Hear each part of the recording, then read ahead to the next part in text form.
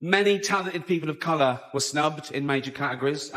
Unfortunately, there's nothing we can do about that. The Hollywood foreign press are all very, very racist. Ricky Gervais stood at the Golden Globes podium in January of 2020, looked out at 200 of the most powerful people in Hollywood, and told them he knew exactly what kind of room he was standing in.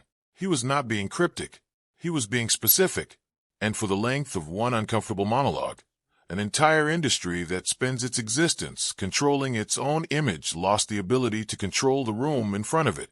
This is the story of that night, and of two other people whose relationships with Hollywood's image machine ended very differently than his did. One walked away with his career intact. One is still fighting in a courtroom for the right to be believed. And one packed up and left the country. By January of 2020, Ricky Gervais had already hosted the Golden Globes 4 times. Each time, he had pushed the material a little further than the year before, and each time the audience had absorbed the discomfort, laughed nervously, and let the ceremony move on to the business of handing out trophies. His 5th time hosting, he apparently decided the discomfort was no longer something he needed to manage. He opened the show holding a beer and told the crowd, plainly, that he did not care anymore what they thought of him. That got a laugh. What followed did not, at least not consistently. He worked through Hollywood's year in scandal with a directness that award show audiences are not typically subjected to. He brought up Felicity Huffman and the college admissions scandal that had just rocked several wealthy, famous families. He turned toward the streaming platforms in the room and needled them for their willingness to sign talent regardless of what that talent had done, so long as the numbers worked. Each joke carried a little more edge than the one before it, and the room's laughter grew thinner as the monologue went on, the way laughter does when a joke stops being a joke and starts being a diagnosis. Then he brought up Jeffrey Epstein directly. He told the room, cameras rolling, that he knew some of the people in front of him had flown on Epstein's plane, and that they knew who else had been on it. He said it flatly, without a punchline attached, and the silence that followed was not comedic silence. It was recognition. Broadcast footage that night showed Tom Hanks's expression shift from amused to something closer to grim. Nobody was laughing at that particular joke, because a joke that dies completely in a room full of professional performers usually isn't dying because it's unfunny. It's dying because it landed somewhere real. Epstein had died in a Manhattan jail cell 5 months earlier, in August of 2019, ruled a suicide by the medical examiner, a conclusion that forensic experts hired independently by his family publicly disputed. In January of 2020, when Gervais delivered that monologue, the full scope of Epstein's documented associations with the rich and famous was still years from being made public in any organized way. Gervais was standing on a stage naming a dynamic that most of the room understood and almost nobody outside it had confirmation of yet. He has never been invited back to host the Golden Globes since that night, a fact he has confirmed himself, more than once, without any apparent regret. What he has said in interviews since matters more than the Epstein line itself.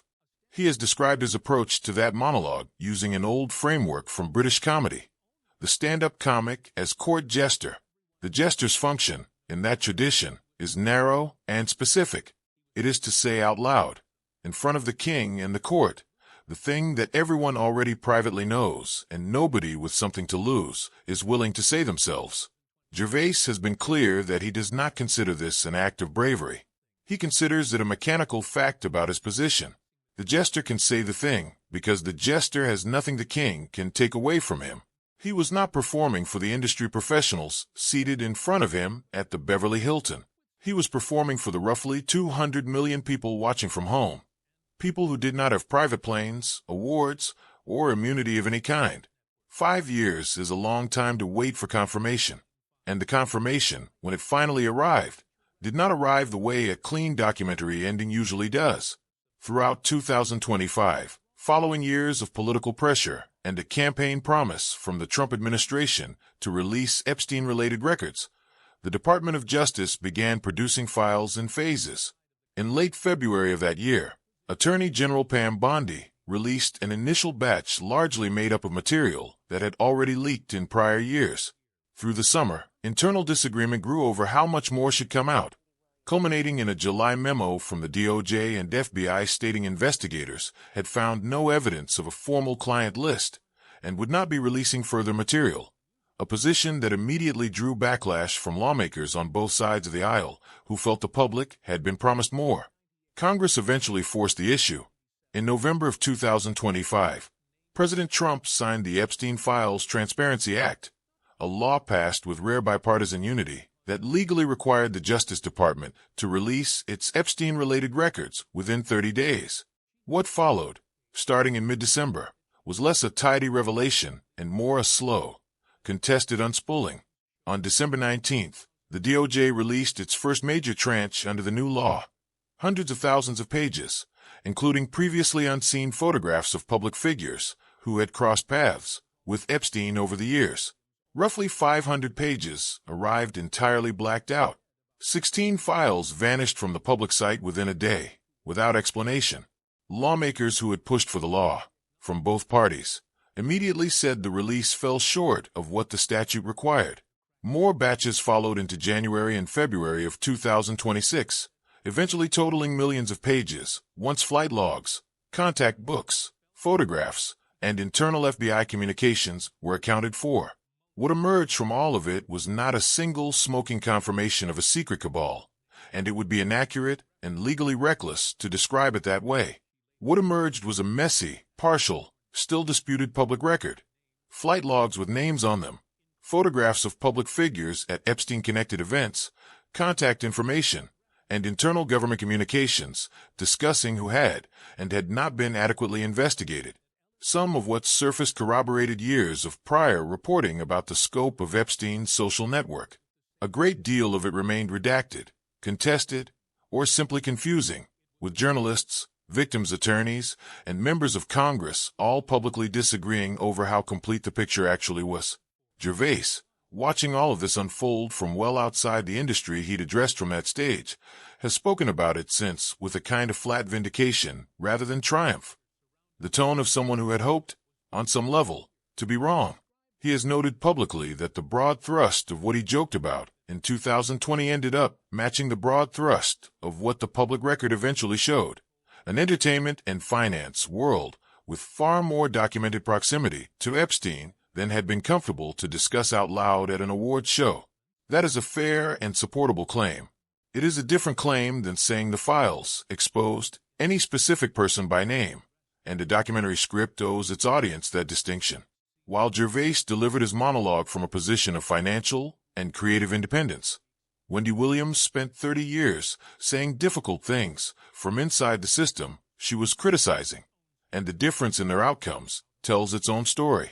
Williams built her reputation in New York radio in the 1990s, at a time when several major figures in the music industry were functionally untouchable in the press because of the business relationships surrounding them. She named names anyway. In 1998, while working at Hot 97 in New York, on-air comments she made about prominent industry figures were connected to the end of her employment there. She confirmed the connection herself years later, in a 2006 conversation with Howard Stern, saying plainly that speaking about powerful people in the music business was tied to why she lost that job. The station never officially confirmed the link. It didn't need to. Williams already understood the pattern. Say the name, lose the platform. She lost that platform and built another one. Then another. By the time the Wendy Williams show launched in 2008, she had spent a decade proving she could not be quietly managed. She spoke on her own air, more than once, about pressure and pushback she received for what she said about public figures, including an on-air moment involving a guest referencing her teenage son that she later described as something she understood, in the moment, as a warning. She kept talking anyway for 14 seasons, through interviews and headlines and controversy, becoming one of the only daytime hosts willing to publicly suggest that Ellen DeGeneres' carefully built brand did not match what actually happened behind the scenes of her show. Ellen DeGeneres closed every episode of her daytime show with the same 4 words, "Be kind to one another." For 19 years, that phrase was the emotional foundation of a brand worth hundreds of millions of dollars, printed on merchandise, quoted constantly, treated as shorthand for what the show represented. In July of 2020, BuzzFeed News published a widely reported investigation built on accounts from dozens of former staff members across multiple years and departments of the show. Their descriptions painted a workplace culture that looked nothing like the brand, a set where, according to multiple accounts, staff were discouraged from making eye contact with DeGeneres, where internal complaints were reportedly not welcomed, and where the day-to-day atmosphere was described as far colder and more fear-driven than the warmth being sold to roughly 11 million daily viewers. Warner Media opened a formal investigation. 3 senior producers on the show were removed from their positions. DeGeneres addressed the controversy on air at the start of the following season and acknowledged that things had happened on the show that shouldn't have. The show ended in May of 2022, closing out its 19th and final season with a wave of warm on-air tributes from major celebrities. Wendy Williams was notably absent from that lineup of goodbyes, a silence that read, at the time, as its own kind of statement.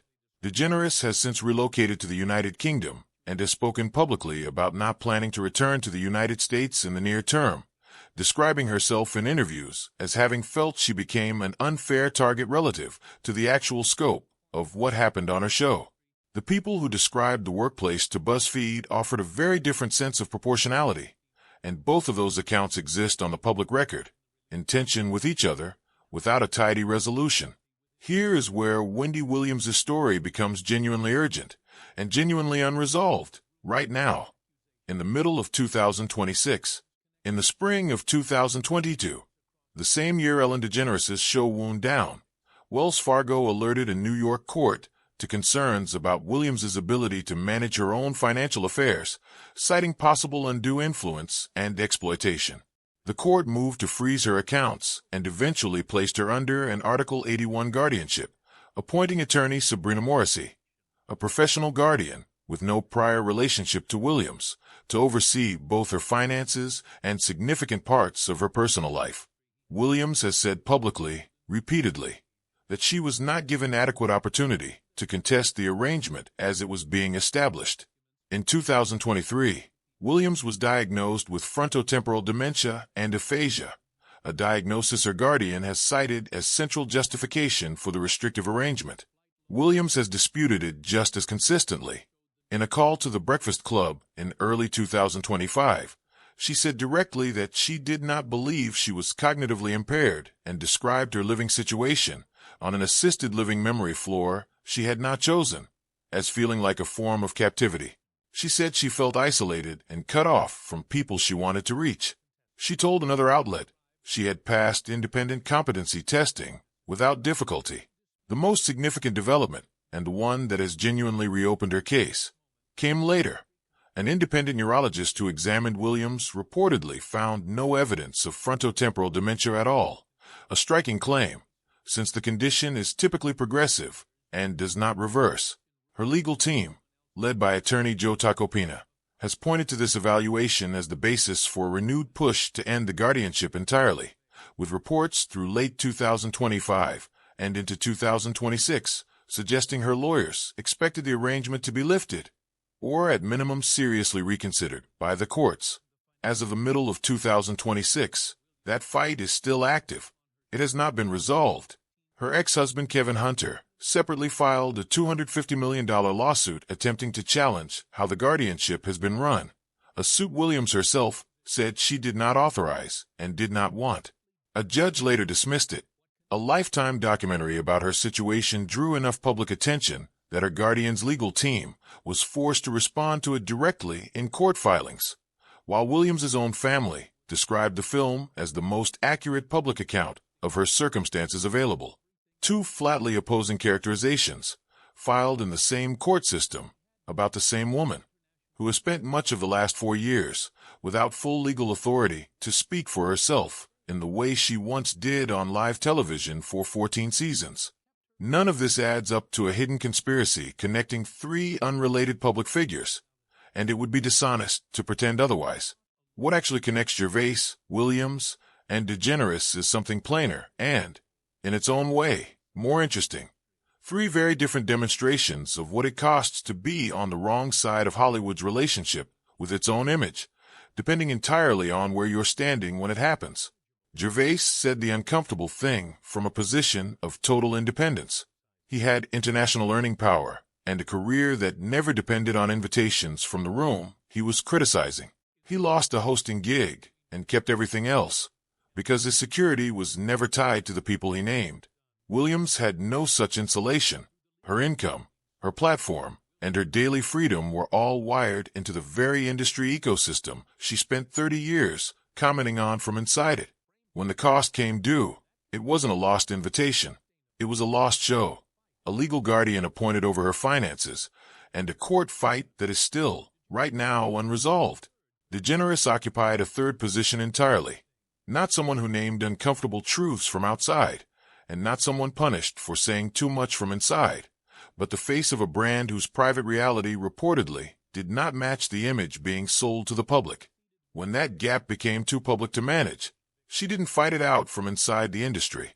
She left the country, what the last several years have actually done, through the slow, contested, incomplete release of the Epstein files, through Williams's ongoing court battle, through the collapse and aftermath of DeGeneres' brand, is shrink the distance between what people have been quietly saying about Hollywood for decades and what the public record can now actually support, however messily.